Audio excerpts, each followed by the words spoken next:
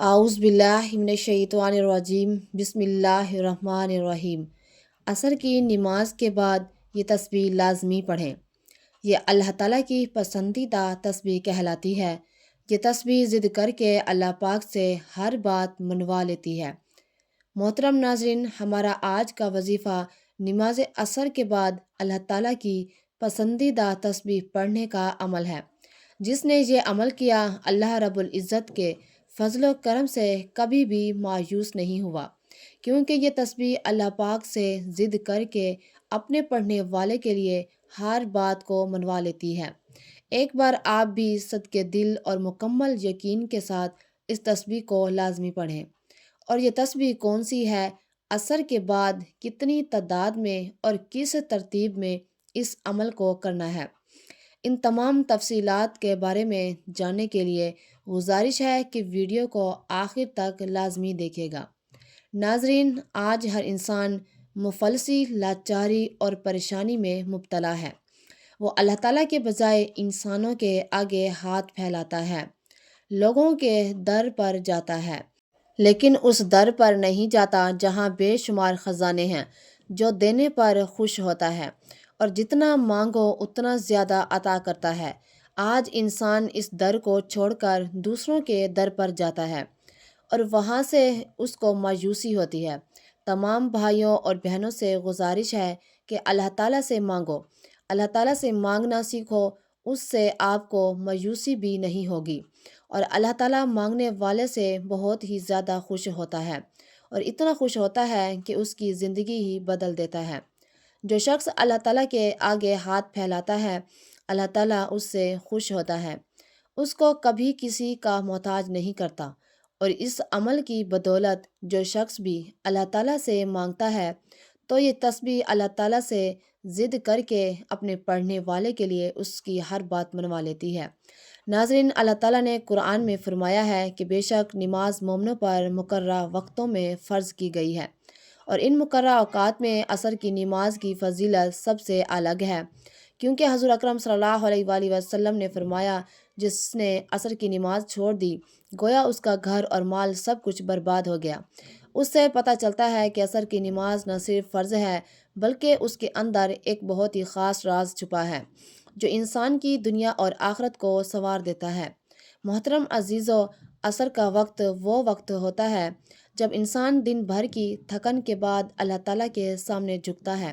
یہ وقت وہ ہے جب رزق کے دروازے کھلتے ہیں، جب فرشتے مومن بندوں کے اعمال اللہ کے حضور پیش کرتے ہیں۔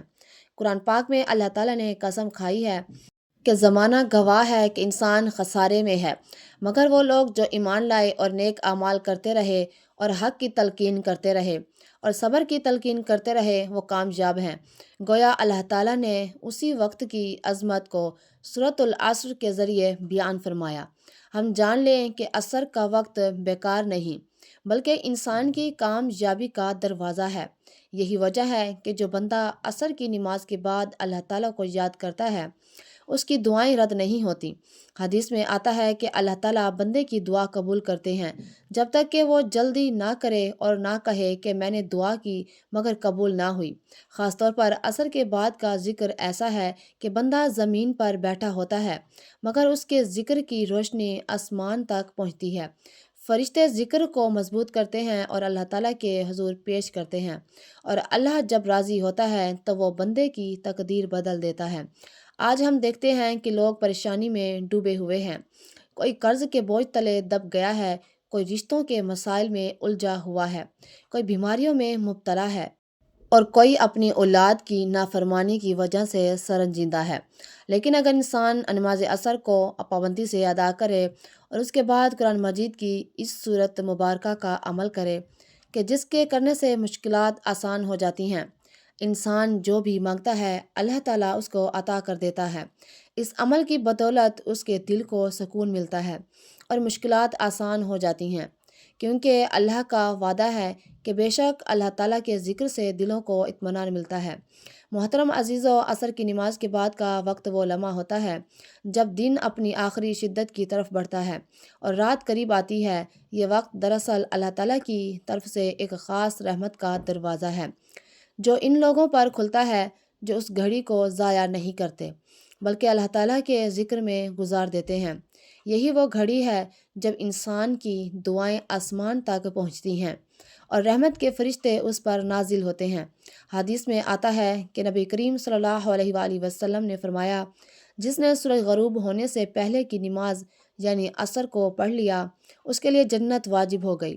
سوچئے کہ اللہ تعالیٰ کس قدر مہربان ہے کہ صرف ایک نماز کے اتمام پر جنت کی بشارت عطا فرما دی گئی ہو، مگر افسوس آج کے انسان نے اس کو معمولی سمجھ کر اپنی زندگی کی سب سے بڑی نعمت کو کھو دیا، اور یہی وجہ ہے کہ گھروں میں بے سکونی اور دلوں میں بے برکتی ہے، کیونکہ نماز کو چھوڑ دینے والا اللہ تعالیٰ کی مدد سے محروم ہو جاتا ہے۔ آج ہم دیکھتے ہیں کہ انسان اپنی پریشانیوں کو ختم کرنے کے لیے طرح طرح کے دروازوں پر جاتا ہے۔ کوئی جادو ٹونے کے پیچھے بھاگ رہا ہے، کوئی دوسروں سے سفارشیں کروا رہا ہے، کوئی دنیا کے سامنے اپنی عزت کو داؤ پر لگا رہا ہے، لیکن وہ یہ نہیں سوچتا کہ اصل دروازہ اللہ تعالیٰ کا ہے، اصل خزانہ اسی کے پاس ہے، اصل سکون اسی کے ذکر میں ہے۔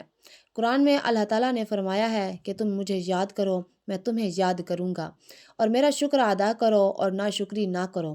اس آیت میں اللہ تعالیٰ نے بندے کو ایک عجیب خوشخبری دی ہے کہ جو بندہ اللہ تعالیٰ کو یاد کرتا ہے، اللہ تعالیٰ خود اس کو یاد کرتا ہے۔ اب سوچو، جب اللہ رب العالمین کسی بندے کو یاد کرے تو کیا وہ بندہ تنہا رہ سکتا ہے؟ کیا اس کی مشکلات باقی رہ سکتی ہیں یا اس کا قرض باقی رہ سکتا ہے؟ ہرگز نہیں، بلکہ اللہ تعالیٰ اس کے ہر معاملے کو آسان فرما دیتا ہے۔ محترم ناظرین، عصر کی نماز کی ایک اور فضیلت یہ ہے کہ یہ دن اور رات کے فرشتوں کے آنے جانے کا وقت ہے۔ حدیث میں ہے کہ فرشتے صبح اور عصر کے وقت ایک دوسرے سے ملاقات کرتے ہیں اور اللہ تعالیٰ اپنے بندوں سے پوچھتے ہیں، میرے بندوں کو کس حال چھوڑ کر آئے ہو؟ تو فرشتے عرض کرتے ہیں، اے اللہ، ہم نے انہیں اس حال میں چھوڑا کہ وہ نماز پڑھ رہے تھے، اور جب ہم ان کے پاس سے آئے تو بھی وہ نماز میں تھے۔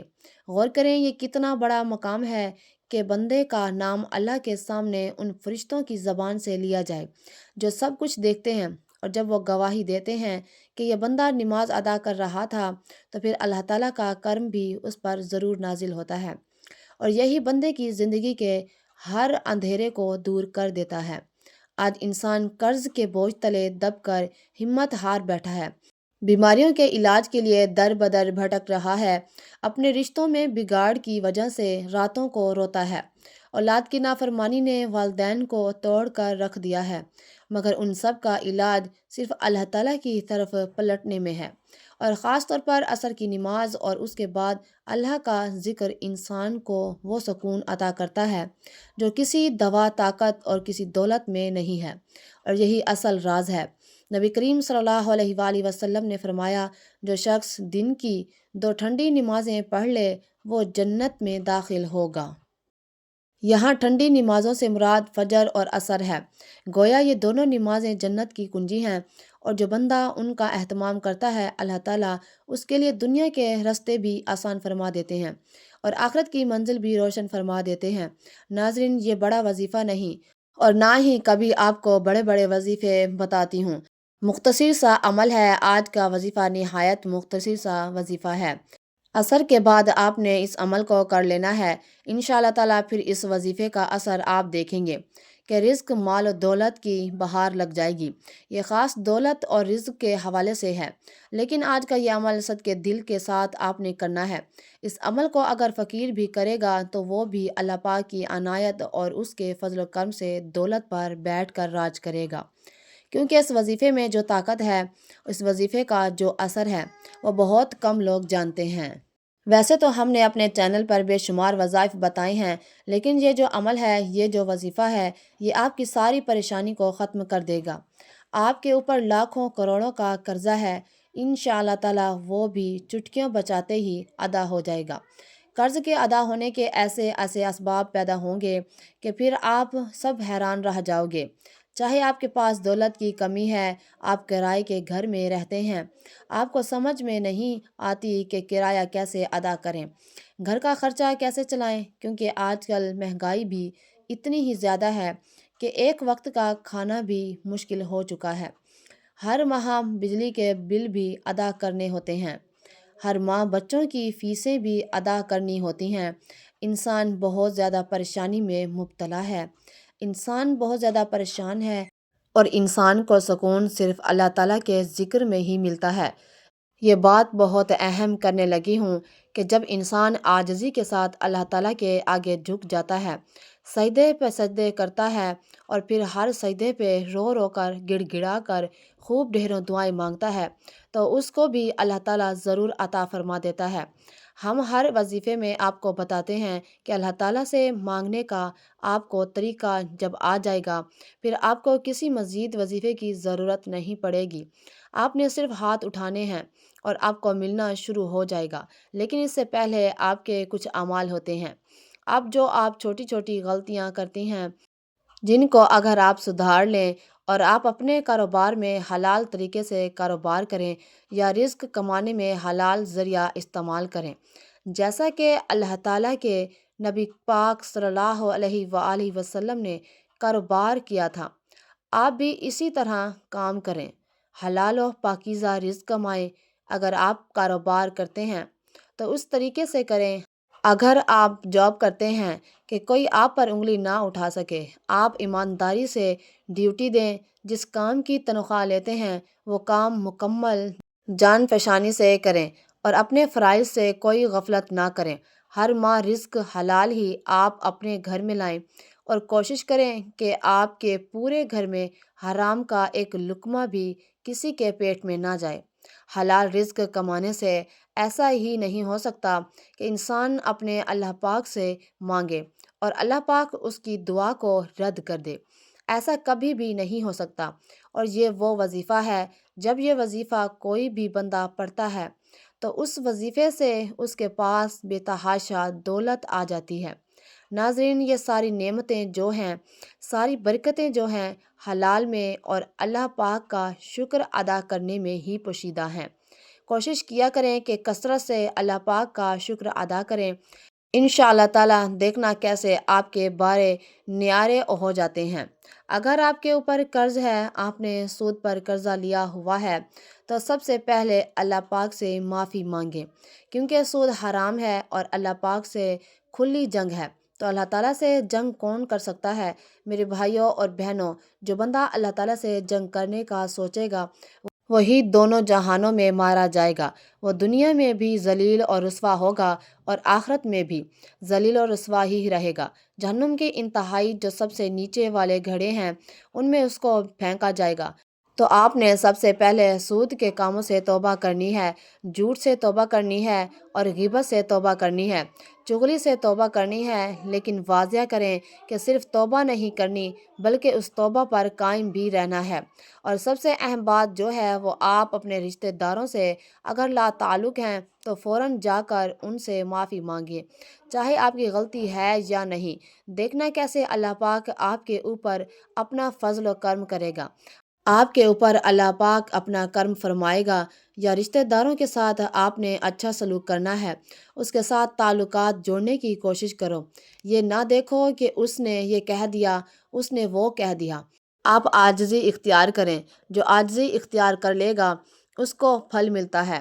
اور جب آپ کبھی بلندی پہ چڑھتے ہیں، آپ کو پتہ ہونا چاہیے جب بھی آپ بلندی پہ چلیں گے تو آپ کو جھکنا پڑے گا، آپ سیدھے کھڑے ہو کر بلندی پر نہیں چڑھ سکتے۔ اور جب آپ نے نیچے اترنا ہوتا ہے تو آپ کو سیدھا ہونا پڑتا ہے، تو اس وقت آپ کو سینہ تان کر نیچے اترنا پڑتا ہے، پھر آپ نیچے اتر سکتے ہیں۔ ناظرین، آج کا جو وظیفہ ہے اس کی ترتیب آپ اچھے طریقے سے سمجھ لیں، اور میری باتوں پر آپ نے عمل بھی کرنا ہے۔ اس کو آپ نے اپنے دوستوں کے ساتھ، رشتہ داروں کے ساتھ لازمی شیئر بھی کرنا ہے۔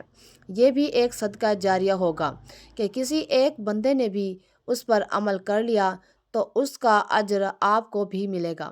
جب عصر کی نماز ادا کر لیں، آپ نے کوشش کرنی ہے کہ وہیں اسی جگہ پر بیٹھ جائیں۔ مردوں نے کوشش کرنی ہے کہ وہ مسجد میں جا کر با جماعت نماز ادا کریں، عورتوں نے گھر میں نماز ادا کرنی ہے۔ محترم ناظرین، اللہ پاک کے آخری نبی صلی اللہ علیہ وآلہ وسلم نے بھی فرمایا، اللہ پاک ارشاد فرماتا ہے کہ میں نے تمہاری امت پر دن رات میں 5 نمازیں فرض کی ہیں، اور میں نے یہ عہد کیا ہے کہ جو ان نمازوں کو ان کے اوقات میں پابندی سے ادا کرے گا میں اس کو جنت میں داخل کروں گا، اور جو بندہ ادا نہیں کرے گا اس کے لیے میرے پاس کوئی عہد نہیں۔ اللہ تعالیٰ قرآن کریم میں ارشاد فرماتا ہے کہ رب کو سراہتے ہوئے اس کی پاکی بولو، سورج چمکنے سے پہلے اور اس کے ڈوبنے سے پہلے نماز فجر ادا کرو اور نماز عصر ادا کرو۔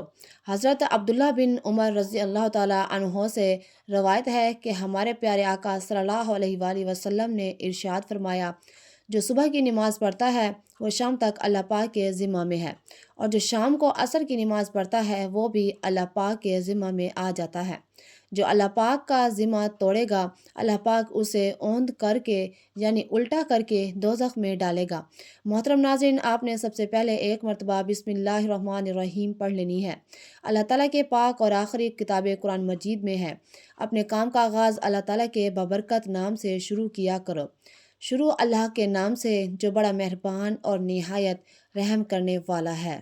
حضرت سلیمان علیہ السلام نے اپنے دن کا آغاز اللہ کے بابرکت نام سے ہی کیا تھا۔ اسی طرح حضرت نوح علیہ السلام کی کشتی کے چلنے کا تذکرہ قرآن مجید میں کیا گیا ہے۔ اللہ تعالیٰ نے ارشاد فرمایا، ترجمہ، اور کہا اس میں سوار ہو جاؤ، اس کا چلنا اور تیرا اللہ کے نام سے، بے شک میرا رب بخشنے والا اور مہربان ہے۔ گویا کسی بھی ایسے کام کا آغاز جو جائز ہو، اللہ تعالیٰ کا نام لینا اور اسے شروع کرنا انبیاء کرام علیہ السلام کی سنت مبارکہ ہے۔ جو کام بسم اللہ الرحمن الرحیم پڑھ کر شروع کیا جاتا ہے تو اس کام میں برکت پیدا ہو جاتی ہے۔ نبی پاک صلی اللہ علیہ وآلہ وسلم جب بھی کوئی کام کرتے تو اس کی ابتدا بسم اللہ الرحمن الرحیم سے فرماتے تھے۔ آپ صلی اللہ علیہ وآلہ وسلم نے فرمایا، اپنے دن کا آغاز اللہ تعالیٰ کے بابرکت نام سے کیا کرو۔ اس سے معلوم ہوتا ہے کہ بسم اللہ الرحمن الرحیم کس قدر اہمیت کی حامل ہے۔ رسول پاک صلی اللہ علیہ وآلہ وسلم کا ارشاد ہے کہ دروازہ بند کرتے وقت بسم اللہ پڑھو، چراغ گل کرتے وقت بسم اللہ پڑھو، برتن ڈھانپتے ہوئے بسم اللہ پڑھو، اور مشکت کا منہ بند کرتے ہوئے بسم اللہ پڑھو۔ کھانے پینے، ذبح کرنے، وضو کرنے، کشتی میں سوار ہونے، ہر نیک کام کرنے سے پہلے بسم اللہ الرحمن الرحیم پڑھنا مستحب ہے۔ ناظرین کرام، اس کے بعد آپ نے نبی کریم صلی اللہ علیہ وآلہ وسلم کی ذات اقدس صرف 3 مرتبہ درود پاک پڑھنا ہے۔ درود پاک آپ کوئی سا بھی پڑھ سکتے ہیں، چھوٹے سے چھوٹا درود پڑھ لیں یا درود ابراہیمی پڑھ لیں۔ درود ابراہیمی کی فضیلت سب سے زیادہ ہے۔